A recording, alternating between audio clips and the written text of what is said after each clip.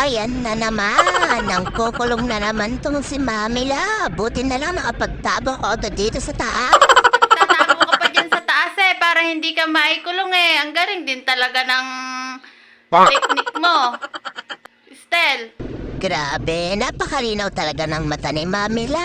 At tatago na ako dito sa taas, nakita pa rin ako. Estel. Gra. Very good ka ngayon. Kumakain ka nung may sabaw na isda na may kalabasa. Wow! Very good din ang aming Snow White Oh. Mamila, very good din kami, oh. Kain kami ng kain dito. Tapos ka na kumain? Inubos mo ba pagkain mo, Blackie? Ha? Di ko masyado naubos, Mami. Parang hindi ko kasi masyadong type yung pagkain. Ayun yung pagkain ni Blackie, Mami, oh. Iniwan niya doon, hindi niya inubos. Bakit ang pagkain mo hindi mo inubos Ganyan niya yan, Mami. Tapos kung ano-anong kinakain sa labas, kaya nangangati ang leeg. Uwi! Shh! Di ka uuwi? Ha? Hala si Mami, oh. Uwi! Ang aga-aga pa, ipapauwiin Ikaw, na agad ako. Pumasok ka na nga, Mami. Hayaan mo na ako Ikaw, dito. Uwi! Mami naman, uuwi naman ako mamaya para gumala lang ako sa beat Huwag mo akong paluin, masakit yan. Uwi! Dali! Nananakot ka pa, Mami, na papaluin mo ko. Ang lambot-lambot naman pala yung hawak mong pamalo, oh. Nananakot ka lang,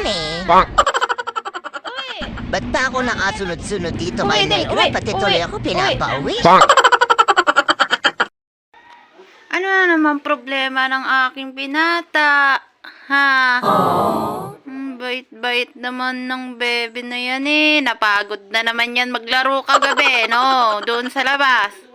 Anong oras ka ba natulog kagabi? Ha, Kitty?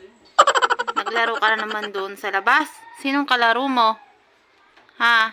Ayan tuloy, pagod. Sa kapuyat. Ano? Siya matulog dyan para lalo kang lumaki. Hay, si Mami talaga ang ingay. Sige. Mahulog ka dyan. Tama po, Tike. Sige na. Sige. Na, no, hindi ka makababa. Ate Tibon, hindi makababa. Ayan, sira na. Sira na ang kurtina. Talaga naman. Hindi naman makuha ang butike. Nakakainis naman, Mami. Hindi ko makuha yung tike. Hindi ko maabot. Iti, laki ng tiyan mo. Hindi ka makatalon.